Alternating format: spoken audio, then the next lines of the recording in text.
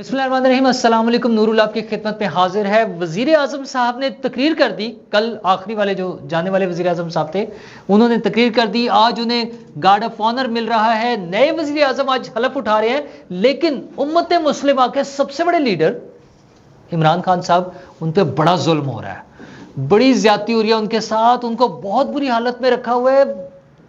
पता नहीं मैं क्या क्या बताऊं अब आपको, आप रोने ना लग जाइएगा प्लीज। मैं अभी बताता हूं आपको, अभी बताता हूं, रोना नहीं है बस, आपने ये क्या रखना है। तो वैसे मैं आपको ये भी बताऊंगा कि जेलर के पास क्या क्या इख्तियारात होते हैं और वो क्या कुछ कर सकता है। और सी पैक बड़ा खटक रहा है लोगों को। फिर चीनी शहरियों पर हमला हुआ है और चीनी सफारत खाने ने उस पर क्या रिएक्शन दिया है, ये मैं आपके साथ बातें करूंगा।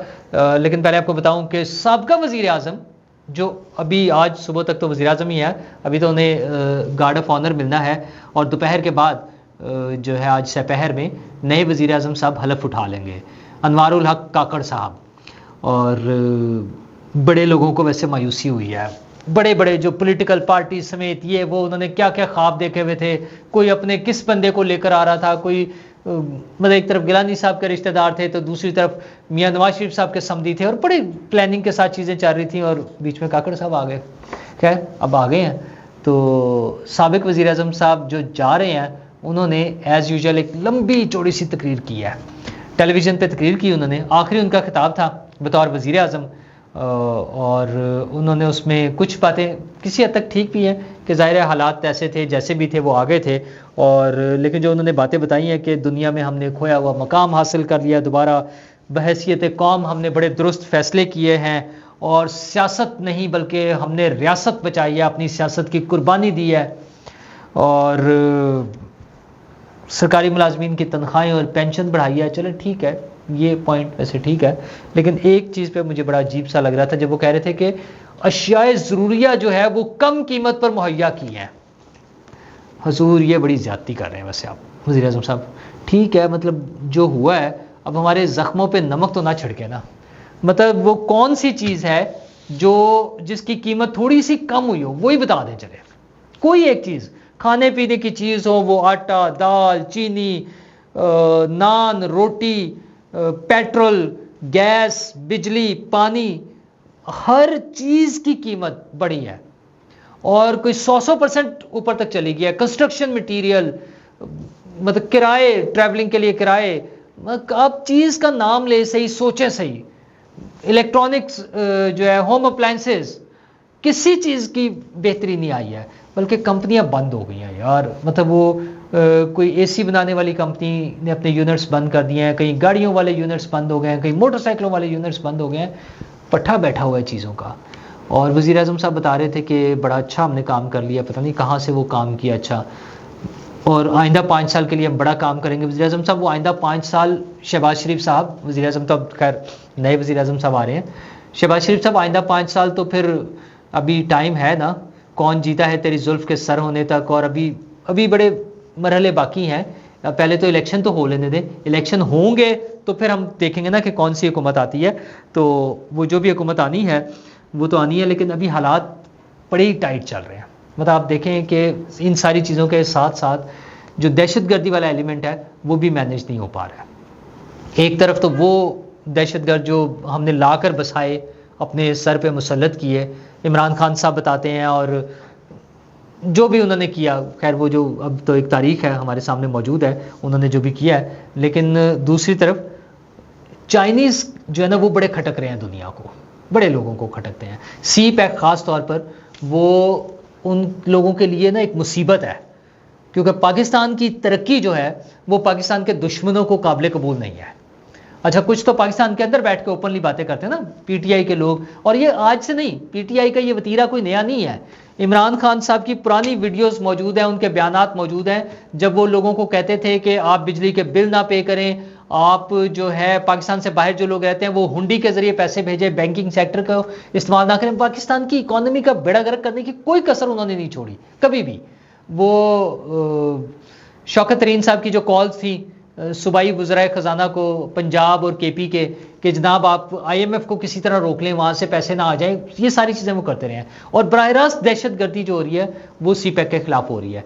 इससे पहले भी वाक़यात हो चुके हैं।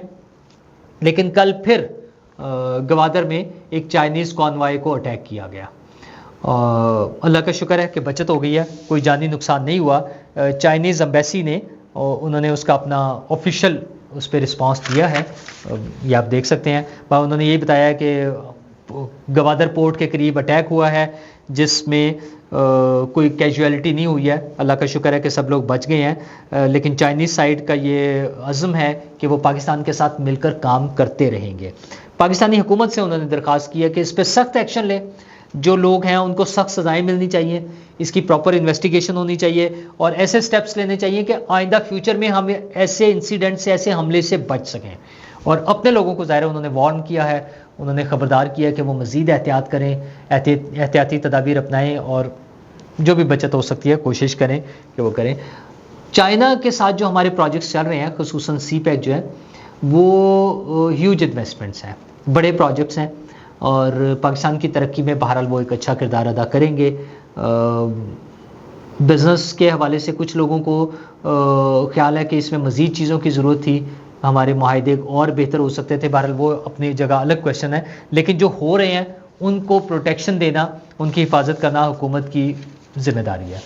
तो अब हुकूमत चूँकि चेंज हो रही है, इसका किसी को फ़ायदा नहीं उठाने की गुंजाइश मिलनी चाहिए, क्योंकि इस्टेब्लिशमेंट के हवाले से, फ़ौज के हवाले से भी इस हवाले से खासे कंसर्न फ़ौज के मौजूद रहे हैं हमेशा से। इसके लिए उन्होंने खुसूसी सिक्योरिटी के इंतजाम पहले भी किए थे। मज़ीद देखने की ज़रूरत है कि अगर कोई गुंजाइश है तो उसको मज़ीद स्ट्रेंथन किया जाए। तो मैं खान साहब का जिक्र कर रहा था कि वो क्या करते रहे पाकिस्तान के हवाले से। तो उम्मत मुस्लिमा का वो बड़ा लीडर बड़ी मुश्किल में है। बाबर अवान साहब की एक ऑडियो आई है जो कि उन्होंने ऑडियो पैगाम दिया है, और वो ऑडियो पैगाम किसके लिए दिया? उनका सबके लिए है, बच्चों के लिए, बहनों के लिए, बेटियों के लिए, बुजुर्गों के लिए और पूरी दुनिया के लिए, पूरी दुनिया के लिए उन्होंने मैसेज दे दिया।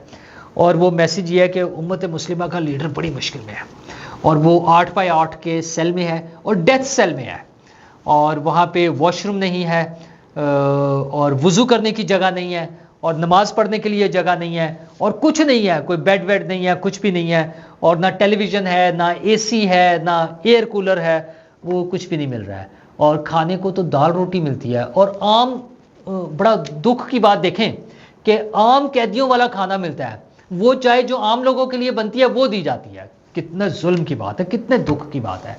उम्मत मुस्लिमा का वो लीडर जो हमेशा कहता रहा कि ताकतवर के लिए अलग कानून नहीं होना चाहिए, वही कानून होना चाहिए जो एक कमज़ोर के लिए होता है। आज उसको प्रॉब्लम क्या आ रही है कि उसको वो रोटी मिल रही है जो आम कैदियों को मिलती है। हजूरे वाला 8x8 के सेल सब कैदियों के लिए वहां पर। आप 3.5 साल हुकूमत में रहे, आप 8x8 के वो सेल्स की बजाय वहां पर 5-5 मरले के घर बनवा देते। वैसे भी आपने वो 50 लाख घर तो बनाने ही थे, तो इस तरह के कोई काम कर देते, बना देते। तो फिर आज ऑब्जेक्शन करते ना कि वो नहीं मिल रहा। अच्छा जी, वॉशरूम साफ नहीं है। क्या आपके दौरे हुकूमत में कैदियों को साफ वॉशरूम मिलते थे? अच्छा जी, वहां पे वो बेड नहीं है। क्या कैदियों के लिए बेड थे पहले? क्या इमरान खान के लिए कोई अलग उठा लिया उन्होंने बेड? क्या बदतमीजी है यार, मजाक बनाया हुआ है ये। वही सारी चीजें मिल रही हैं जो बाकी कैदियों को मिल रही हैं। मैं बार बार कह चुका हूं, अभी तो शुक्र करें वो 2-4 चीजें जो है अलीम खान साहब की वजह से मिलती हैं। वो टूथपेस्ट, वो साबुन, वो ब्रश, वो तौलिया, वो ये चीजें। ठीक है, आपकी हुकूमत ने क्या किया था? क्या लेना चाहते हैं आप? टीवी नहीं मिल रहा जी, AC नहीं मिल रहा।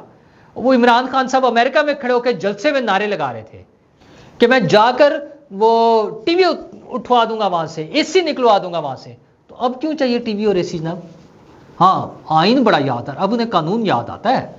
वो पाकिस्तान का कानून जिसको वो कभी मानते ही नहीं थे, अब उन्हें याद आ रहा है कि ग्रेजुएट को क्या मिलना चाहिए और वो जो होते हैं साबिक वज़ीर आज़म को क्या मिलना चाहिए। हमने दरख्वास्त दी है, हम A क्लास ले लेंगे, B क्लास ले लेंगे। और वज़ीर आज़म साहब का पैगाम है, साबिक वज़ीर आज़म इमरान खान साहब का पैगाम, जिन लोगों के लिए उन्होंने पैगाम दिया है, उन्होंने कहा कि मुझे चाहे C के बजाय D वो क्लास में डाल दें। तो फिर तकलीफ किस बात की? अगर D क्लास में जाने को आप तैयार हैं तो मैं लड़ूंगा, मैं डट के खड़ा हूं, मैं आज़ादी के लिए लड़ूंगा। ओ भाई, आज़ादी के लिए तो बड़ी बड़ी कुर्बानियां देनी पड़ती हैं। आपके वो जो दिमागी उसमें चढ़ गई है ना कोई चीज़, वो उस कहानी के लिए फिर कम से कम स्टैंड तो ले लें यार। कम से कम ये रोने धोने तो ना डालें। 8x8 के कमरे हैं, बेड मिला हुआ है उन्हें, उस पर मैट्रेस भी मिला हुआ है, साफ वॉशरूम है, खाना घर का मिल रहा है, डॉक्टर्स चेक करते हैं बाकायदा कि कोई गड़बड़ तो नहीं है, कोई खुदा ना खास्ता कोई जहर शहर ना दे दे कोई इनको, इनके अपने बंदों ने कर देना है ये मुद्दा डालने के लिए, बड़े इनके चाहने वाले इस तरह के हैं। तो उनसे बचने के लिए सारी चीजें हो रही हैं। उन्हें जय नमाज और कुरान मजीद भी दे दिया गया था, उनके अपने लोगों ने माना है। अब वो फिर ड्रामेबाजियां, सिर्फ मसला यह है कि झूठ के सर पे सारा कुछ चलाना है। अच्छा, दूसरा यह है कि बाकी कुछ थोड़ा बहुत जो जेलर के सुपरिटेंडेंट के भी हाथ में होती हैं चीज़ें। वैसे तो कुछ चीज़ें अगर हुकूमत ने खींचा हुआ हो तो फिर नहीं होती। मसलन चौधरी परवेज़ इलाही साहब लाहौर में थे, तो हुकूमत ने खींचा हुआ था, कुछ रियायत नहीं मिलती थी उन्हें। मतलब वो जेलर काफ़ी सारी सहूलतें दे सकता ना, फ़ोन के लिए रोते थे, मतलब कि कोई मिल नहीं सकता था, उनके एरिया में कोई जा ही नहीं सकता था, ये हाल था। एक साहब ने सिफारिश की कराई, वो कोई होते हैं ना वो मेंबर पार्लियामेंटेरियन सूबाई असम्बली के और कौमी असम्बली के जिस तरह से आ जाते हैं, उनका होता है कि यार ज़रा साहब ज़रा मुझे एक दफ़ा देख ले, कल को पता नहीं दोबारा बारी ना आ जाए ना, अभी ताज़े ताज़े गए थे अंदर। तो उन्होंने बड़ी सिफारिशें कराई जेलर को कि मुझे एक दफ़ा बस उनके सेल के सामने से गुजार दें, वो मेरी शक्ल देख लें एक मरतबा, के उन्हें पता लगे कि मैं उनका हाल चाल पूछने के लिए आया था, चाहे बात भी ना करूँ, बस इस तरह उनके सामने से गुजर जाऊँ। जेलर ने इनकार कर दिया। उन्होंने कहा सर सॉरी, ये मेरी जुरिस्डिक्शन में ही नहीं है, समझ रहे आप, मैं कुछ नहीं कर सकता।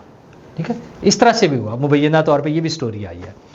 अच्छा, जबकि उसके पास पावर्स इतनी होती हैं कि उसी जेल में कैद 9 मई के एक मुजरिम को, जिसका अदालत से जमानतें हुई थी काफ़ी सारे लोगों की इकट्ठी, तो एक साहब को उन्होंने ऑर्डर आने से भी पहले ही घर भिजवा दिया। ठीक है, उन्होंने कहा लो जाओ जी, ऑर्डर आ गया, कोई बात नहीं, मतलब वो ऑर्डर नहीं आया, फैसला हो गया ना, ऑर्डर भी एक आध दिन बाद भी आ जाएगा तो कोई बात नहीं, आप जाए घर चले जाए। वो इतनी पावर होती है उसके पास। 9 मई वाले वाक्य के बंदे की बता रहा हूं मैं, लेकिन दूसरी तरफ वो परवेज इलाही के सेल के सामने से नहीं गुजरने दिया। तो खान साहब आप पता नहीं किन हवाओं में हैं और आपके चाहने वाले किन क्या सोच कर बैठे हुए हैं। जो कुछ आप लोगों के साथ करते रहे हैं, जो कुछ लोगों ने आपकी वजह से भुगता है, वो सारा भी याद करें, इसको मुकाफात अमल समझ लें, या कम से कम अपनी बातों पे स्टैंड लें कि हमने आज़ादी लेनी है, हमने कुर्बानी देनी है, हमने जंग लड़नी है, चाहे वो दिमागी खलल ही सही, वो कहीं खड़े तो हो ना, स्टैंड तो लें किसी चीज़ पे, वो भी नहीं ले रहे हैं। तो ये रोने थे उन्हें छोड़ दें। इमरान खान साहब का अदालतों में केस चलने हैं, आज तो नहीं, आज तो 14 अगस्त की छुट्टी है, यौम आज़ादी है, वो हमारा यौम आज़ादी है, सॉरी मैं तो भूल गया था, पूरी कौम को यौम आज़ादी मुबारक हो, सिवाय पीटीआई वालों के, जो इस मरतबा मैं खुद पर्सनली जानता हूँ कुछ लोगों को जो रूटीन में हर साल बड़े झंडे लहराते थे, झंडे लेकर फिरते थे और जश्न मना रहे होते थे, इस मरतबा उन्होंने झंडे नहीं लगाए। ठीक है, क्यों? क्योंकि इमरान खान अंदर है। इन लोगों के ख्याल में ये मुल्क जो है सिर्फ इमरान खान के साथ है। इनके ख्याल में दुनिया शुरू ही वर्ल्ड कप से शुरू हुई थी और वो 2011 वाले जलसे से पाकिस्तान बना था और इमरान खान सिर्फ पाकिस्तान है। इमरान खान पाकिस्तान नहीं है, इमरान खान रेड लाइन नहीं है।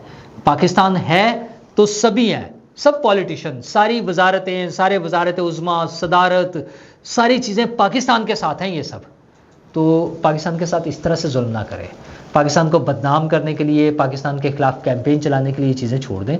वैसे तो चीज़ें हो रही हैं और भी काफ़ी सारी चीज़ें हो रही हैं, तो ये सारी चलती रहेंगी। आप देखें, उम्मीद रखें कि आज से जो निगरान हुकूमत आ गई है, अभी तो वज़ीर-ए-आज़म साहब आए हैं, मज़ीद जब हुकूमत कंप्लीट हो जाएगी तो फिर वर्किंग शुरू होगी वो SIFC के हवाले से भी और माशी तरक्की के हवाले से भी।